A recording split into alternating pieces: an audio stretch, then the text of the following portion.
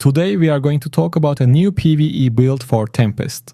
This build is mainly for open world farming, but if you want to, you can use it in dungeons, Oblivion Pillars, Hellslayer bounties, and any other PvE activities. Perhaps except for raids and gauntlets. With this build, we are using Rolling Surf as our main damage dealer paired with the new main hand essence called Skeimparter. Before we get into the details of this build, don't forget to subscribe to the channel if you haven't yet so you don't miss future content. Let's start with the skills used in this build. As you might guess, our first skill is Rolling Surf, and we have 3 different essences for it. One of them is the new main hand essence, which causes you and your Zephyr's primary attack to throw water daggers that return to you, dealing damage to enemies they strike. While active, each use of a skill or primary attack grants you an additional dagger for each throw up to a maximum of 8. Additionally, your movement speed is increased by 35% and you ride a wave, allowing you to use your primary attack while moving. We also have a chest essence that conjures 1 extra Zephyr. We primarily use this to reduce the cooldown of the skill with the awakening buff. Additionally, we have a helmet essence that deals extra damage to nearby enemies when your Rolling Surf critically hits.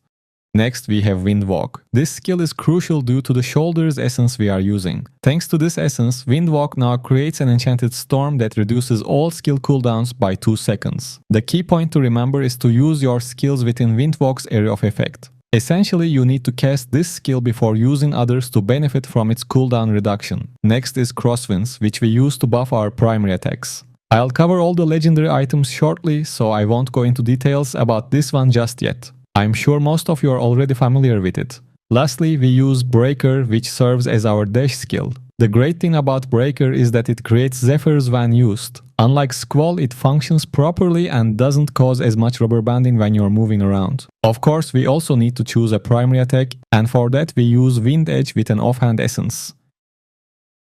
Before moving on to legendary items, let's discuss set items. It's pretty simple. As a Tempest player, you should already have these set items, so no extra dungeon farming is required. We are using 4 pieces of Gloomguide's Prize and 4 pieces of Vitus. As you already know, Gloomguide increases our damage and provides a substantial critical hit chance, which is why we use it. Breaker helps activate this set's bonuses. Vitus is included to increase the duration of beneficial effects and boost our attack speed.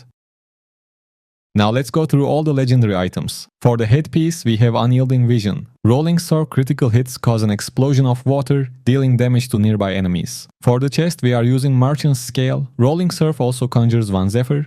For the shoulders, we have Weightless Existence. Windwalk now increases your evasion rating and reduces all skill cooldowns. For the pants, we have Flaring Lighthouse. Breaker now causes you to dash forward, damaging enemies and conjuring a Zephyr in your wake. Additionally, you gain an Absorb Shield. For the first main hand, we are using the new essence called Skeimparter.